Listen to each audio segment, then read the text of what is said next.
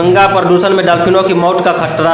UP में देश की सबसे ज्यादा गंगा डॉल्फिन गाजीपुर जिले में पाई जाती है, लेकिन गंगा की मैली और प्रदूषण पानी की वजह से ये बेचारी मर रही है। पिछले 6 महीनों में ही 4 डॉल्फिनों की मौत हो चुकी है। विशेषज्ञों का कहना है कि प्लास्टिक, केमिकल और फैक्ट्री वेस्ट से नदी जहरीली हो गई है। प्रशासन ने जाँच शुरू की है, लेकिन लोकल लोग कह रहे हैं कि बिना सख्त एक्शन के ये सिलसिला नहीं रुकेगा।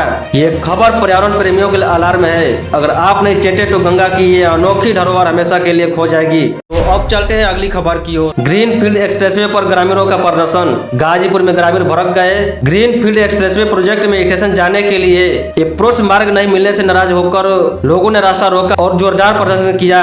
वैकल्पिक मार्ग की जांच तेज हो गई, क्योंकि बिना रास्ते के गांव वाले रोज परेशान है। प्रशासन ने बातचीत की आश्वासन दिया है, लेकिन ग्रामीण कह रहे हैं अब सिर्फ वादे नहीं, काम चाहिए। यह दिखाता है कि विकास के नाम पर अलग लोग जरूरतें नजरअंदाज की गई तो विरोध भड़क सकता है। तो अब चलते हैं अगली खबर की ओर। पॉक्सो एक्ट के आरोपी को पुलिस ने दबोचा। बहरियाबाद पुलिस ने पॉक्सो एक्ट के तहत वांछित आरोपी रोहित राजभर को सर्विलांस की मदद से गिरफ्तार किया। आरोपी को मुखबिर की सूचना पर दबोचा गया।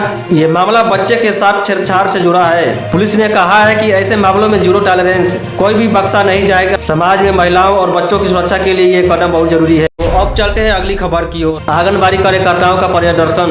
गाजीपुर में आंगनबाड़ी बहनों ने आवाज उठाई। लंबित मानदेय वृद्धि की मांग को लेकर उन्होंने डीएम को ज्ञापन सौंपा और प्रदर्शन किया।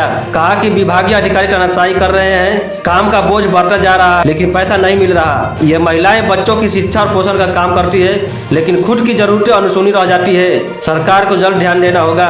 तो अब चलते हैं अगली खबर की ओर। कठवा मोड़ पर युवक की मौत। सड़क हादसा, कठवा मोड़ पर युवक की मौत। कठवा मोड़ पर पिकअप से टकराने की 42 साल के राकेश कुशवाहा की मौत। वे बाइक से घर लौट रहे थे, ओवरटेक करते वक्त हादसा हुआ। पुलिस ने 100 पोस्टमार्टम के लिए भेजा। जिले में ब्लैक स्पॉट की वजह से ऐसे हादसे बढ़ रहे हैं। 3 साल में 90 जाने जा चुकी है। प्रशासन को सख्ती बरतनी होगी। तो अब चलते हैं अगली खबर की ओर। कांग्रेस ने मनरेगा पर बीजेपी पर आरोप लगाया।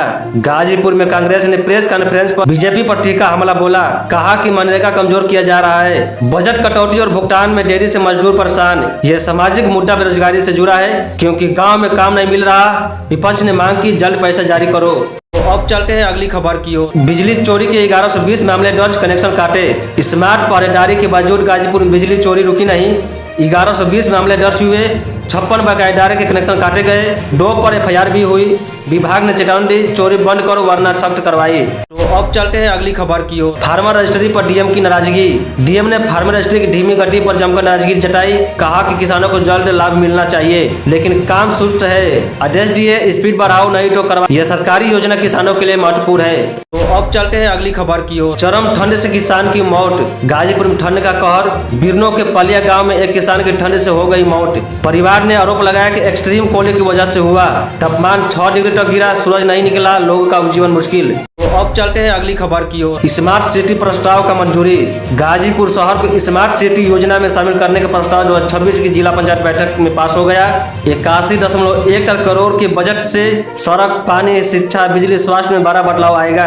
गाजीपुर अब स्मार्ट फ्यूचर की ओर। तो यह थी आज की सबसे 10 ताजा और विविध न्यूज गाजीपुर जिले से। ज्यादा जानकारी के लिए वीडियो को लाइक करें, चैनल को सब्सक्राइब करें। तो कल फिर मिलेंगे इसी अपडेट के साथ। जय हिंद।